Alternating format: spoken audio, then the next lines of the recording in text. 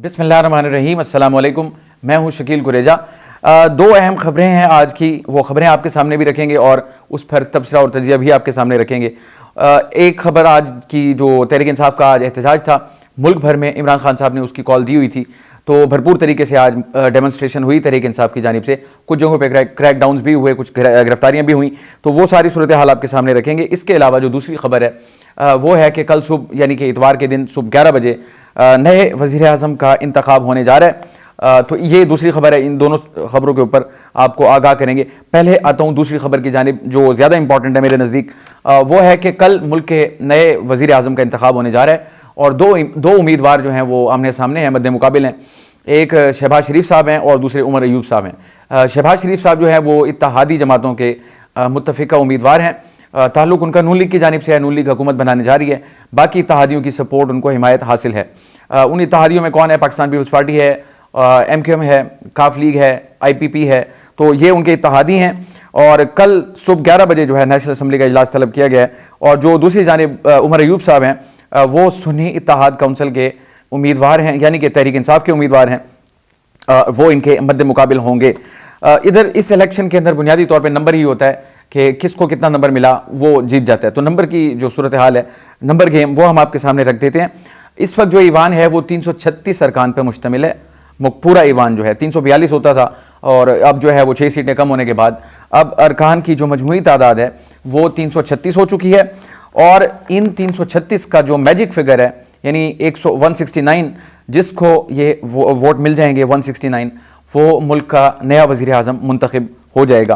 तो magic figure is 169। और इस वक्त इत्तेहादी जमातों की अगर बात की जाए तो उनको जो उनकी जो मजमूई तादाद है वोटों की, इत्तेहादी जमातों की मजमूई, वो फिगर उनका बन रहा है 209। यानी 5 जमातें जो मैंने बताई, पाकिस्तान मुस्लिम लीग नून, पीपल्स पार्टी, MQM, IPP और काफ लीग, इनका जो मजमूई नंबर है वो है 209 का। और चाहिए कितना उनको? 169। तो इसका मतलब यह है कि उनका नंबर जो है वो जो मतलूबा नंबर है उससे ज़ायद है काफ़ी। तो ये तो बज़ाहिर लग रहा है कि यकीनी है कि शहबाज शरीफ साहब कल वज़ीर आज़म मुंतखब हो जाएंगे, क्योंकि नंबर गेम में वो बहुत आगे हैं। अब अगर उनकी बात की जाए सुन्नी इत्तेहाद काउंसिल की या तहरीक इंसाफ की, तो उनके अरकान की तादाद है टोटल 91। तो 91 के साथ ऑब्वियसली उनका वज़ीर आज़म बनना तो नामुमकिन है। लेकिन अच्छी बात यह है कि वो उन्होंने मैदान नहीं छोड़ा, मैदान में खड़े हैं, फाइट कर रहे हैं, और ये अच्छी बात है। हेल्दी यानी एक एनवायरनमेंट में यही काम होता है, और डेमोक्रेसी भी इसी चीज़ का नाम होती है, आप फाइट करते हैं। तो ये फाइट कर रहे हैं, और ये मैं इस चीज़ को काबिल सताइश समझता हूँ कि बावजूद इसके कि उनको यकीन है वो नहीं जीत सकते, लेकिन फिर भी वो मैदान में हैं और उनको मैदान में रहना चाहिए। और उनके मैदान की सबसे अच्छी जगह ईवान है। इमरान खान साहब से पहले गलतियां हो चुकी हैं, उन्होंने 2 सूबों की हुकूमतें ख़त्म कर दी। और इसके अलावा अगर आप पिछले दौर हुकूमत में देखें, जो 13 और 18 वाला दौर था नून लीग का, उस वक्त भी उन्होंने ईवान को छोड़ दिया था। तो ये मैं समझता हूँ ईवान जो है तहरीक इंसाफ की भरपूर अपोजिशन के लिए सबसे अच्छी और सबसे मौजू जगह है, जहाँ से कंस्ट्रक्टिव जो है वो अपोजिशन हो सकती है।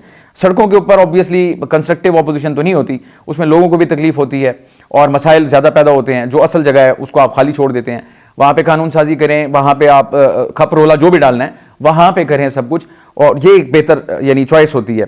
तो इनका वहाँ पे उम्मीदवार रहना मेरे नज़दीक एक बहुत अच्छा फैसला है।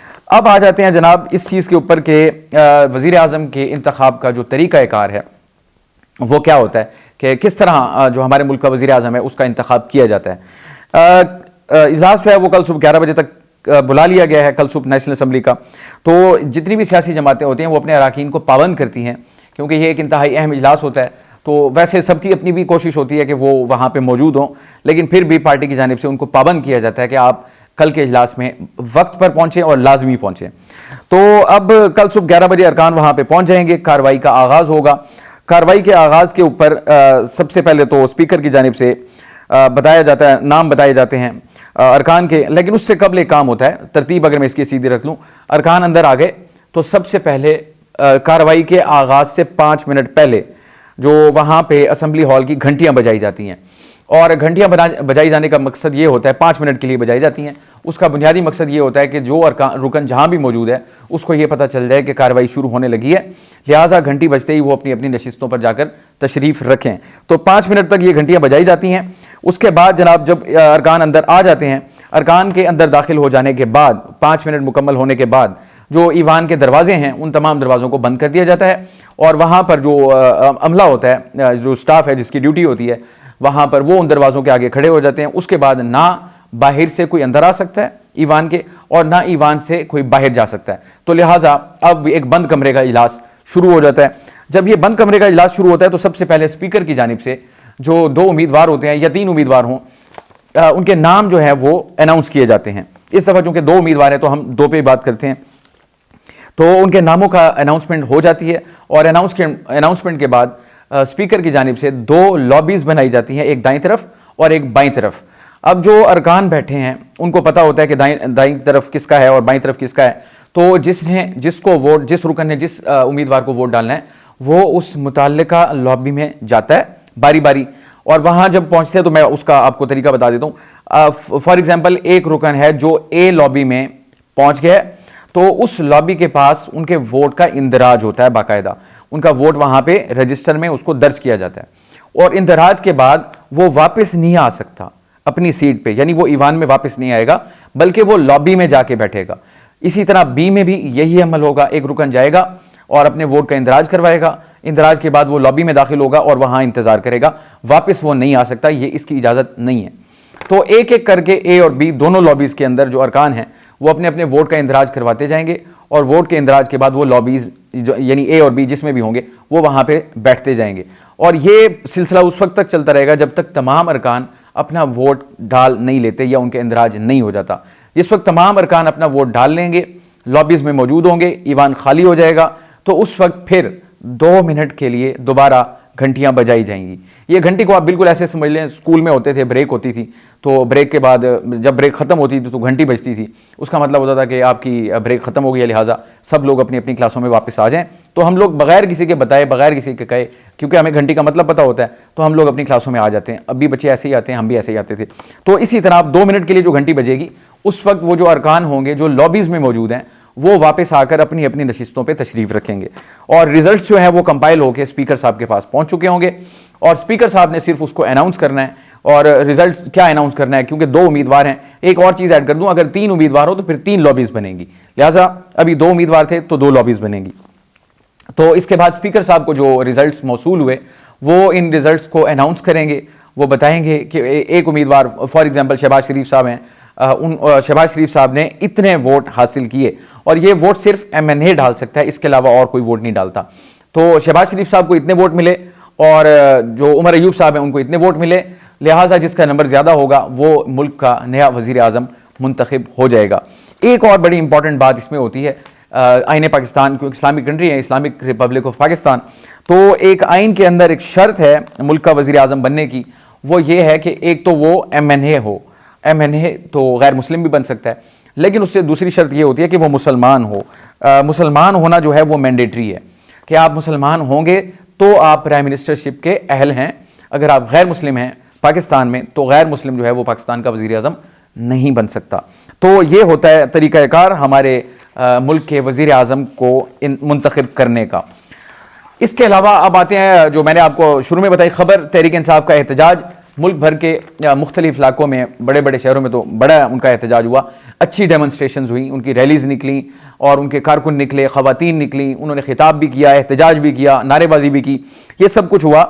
मैं उसके एक हिस्से पे गिरफ्तारियां भी उसमें हुई, लाहौर के अंदर भी कुछ गिरफ्तार हुए, कुछ उनको हिरासत में भी लिया गया, पकड़ धकड़ भी की गई।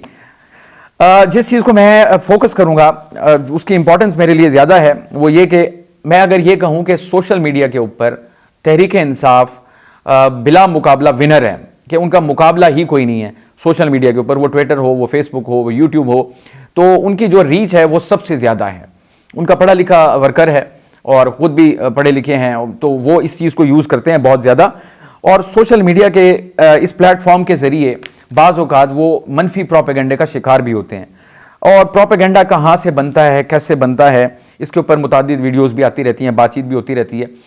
आज शेर अफजल मरवत साहब जो हैं, मैं इनका ये बता दूं कि शेर अफजल मरवत साहब इमरान खान साहब के बड़े मोतमिद ख़ास हैं और इसके अलावा बड़े करीब हैं उनके, और जो भी बात करते हैं वो उसमें इमरान खान साहब भी अमूमन जो कॉन्सेंट होती है वो शामिल होती है। आज उनकी जानिब से एक अनाउंसमेंट की गई और बरमला माइक के ऊपर उनकी अनाउंसमेंट थी और उस अनाउंसमेंट के ऊपर उन्होंने अरकान से और पार्टी के जो वहाँ पे उसमें मौजूद थे शुरका, उन सब से उन्होंने वादे भी लिए। तो अनाउंसमेंट उनकी क्या थी? उनकी अनाउंसमेंट ये थी कि कौम दुश्मन अनासिर जैसा कि आदिल राजा और हैदर मेदी ऐसे खन्नास पर लानत भेजो और इनको अनफॉलो करो। ये कौन कह रहे थे? शेर अफजल मरवत साहब आज की डेमोन्स्ट्रेशन में, और वो माइक के ऊपर बाकायदा अनाउंस कर रहे थे ये। और उसके बाद उन्होंने शुरका से वादा लिया कि वादा करते हो, सब ने कहा वादा करते हैं। और उसके बाद नीचे से जो नारे लगे वो मैं बयान नहीं कर सकता इन दो लोगों के बारे में। और आगे इसके बाद शेर अफजल मरवत साहब ने कहा कि किसी भी ऐसे शख्स के मुगालते में नहीं आना जो पीटीआई के लोगों को फौज के खिलाफ सफ आरा करे। इसके बाद उन्होंने फिर वादा लिया और लोगों ने वादा किया। अब मैं आता हूं इन दो लोगों के ऊपर। एक इनका ताल्लुक माजी में फौज से रहा। आदिल राजा जो है वो मेजर रिटायर्ड है और इस वक्त सजा याफ्ता है और मुल्क से बाहर है। और दूसरा जो है वो कैप्टन मेदी, वो जो है वो कैप्टन रिटायर्ड है, वो भी मुल्क से बाहर है और वो भी सजा याफ्ता है। तो ये दो लोग जो हैं इसी सोशल मीडिया प्लेटफॉर्म को इस्तेमाल करके ऐसा जहरीला और मनफी प्रोपेगेंडा करते हैं अफवाज पाकिस्तान के खिलाफ। मैं उसका बुनियादी मकसद बताता हूँ। उनका जो बुनियादी मकसद है, यकीनन वो मुल्क दोस्त तो नहीं हो सकते और आप इनको मुहिब वतन भी नहीं कह सकते। जो आपकी बुनियाद को हिलाने की कोशिश करे, जो आपके दिफा को कमज़ोर करने की कोशिश करे, आप उसको मुहिब वतन कैसे कह सकते हैं?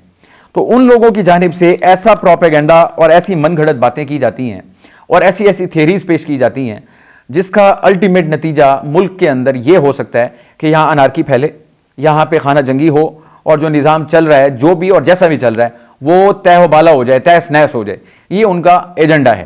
तो आज इसके ऊपर अगर कोई और बात करता तो शायद उसकी इतनी वैल्यू ना होती। मैंने आपको शुरू में अर्ज किया, सोशल मीडिया के ऊपर तहरीक इंसाफ की बहुत ग्रिप है और वो कुछ हमारे दोस्त जाने अनजाने में वो इस प्रोपेगेंडा का शिकार होते हैं और चीज़ों की तहकीक के बगैर उनको आगे फैला देते हैं। वो आगे फैलती लोग उनको सच समझना शुरू कर देते हैं। तहकीक किसी की नहीं होती। जो उधर से आ गया मंजन वो आगे चल पड़ा।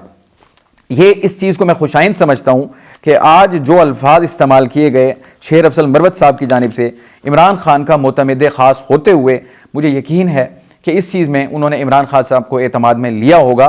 तो उनका जो, मैं दोबारा वो जुमला पढ़ देता हूँ जो उन्होंने कहा कि जो पीटीआई के लोगों को फौज के खिलाफ सफ आरा करे, उन लोगों को आपने अनफॉलो करना है, उनका बायकॉट करना है। उन पे इन्होंने लानत भेजी और लानत भिजवाई और नीचे से लानत भेजी गई।